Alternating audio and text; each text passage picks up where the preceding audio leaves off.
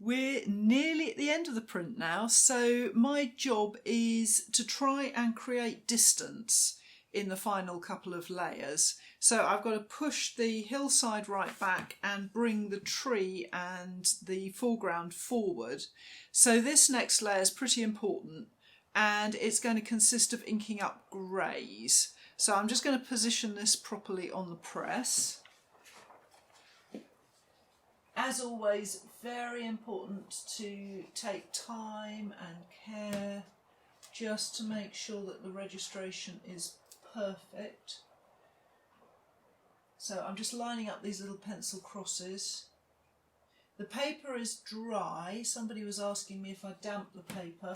Not for Linocut. So this is dry paper. So there's no distortion or anything, it's just going down dry, and I'm just getting it into the right place. That looks pretty good to me. Almost there. Yeah, that looks right to me.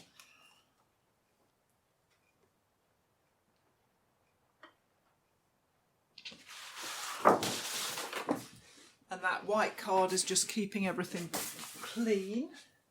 So now I can ink up.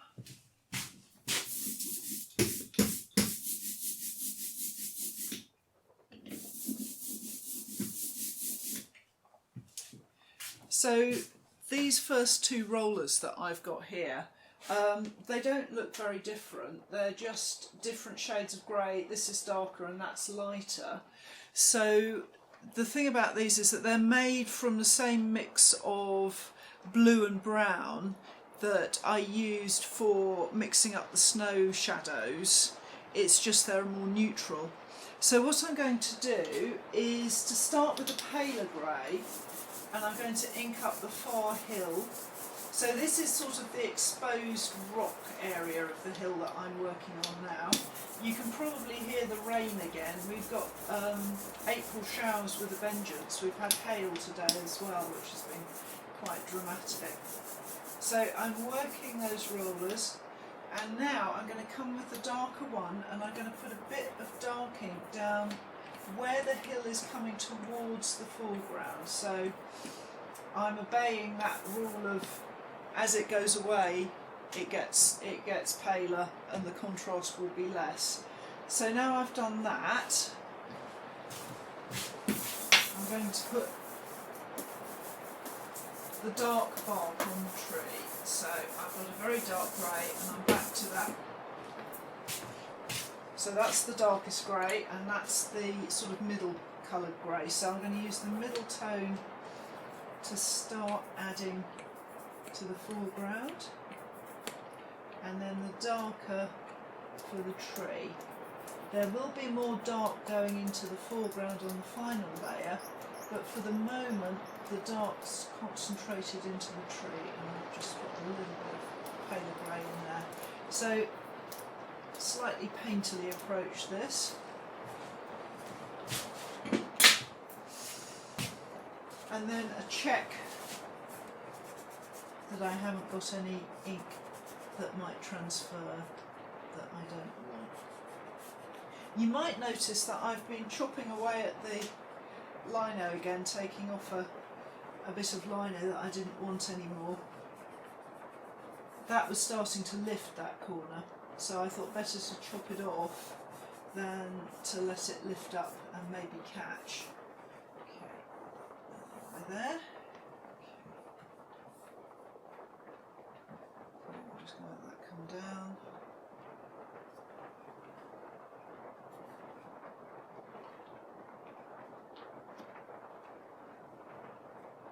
And I'm still at the 3 card pressure. I haven't reduced the pressure. I tried again with 2 cards when I did the first print of this layer, and the pressure wasn't enough, so I'm still using the 3 sheets of card.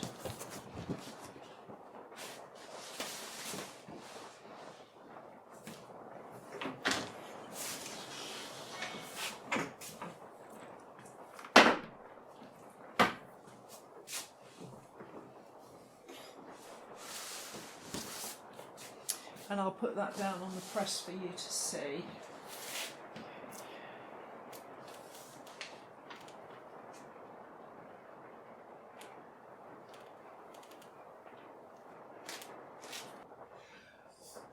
So if you watched my previous film where I was talking about creating distance and the fact that you needed to watch tone and contrast, hopefully you can see here in this area where the white isn't very white and the greys are similar tones.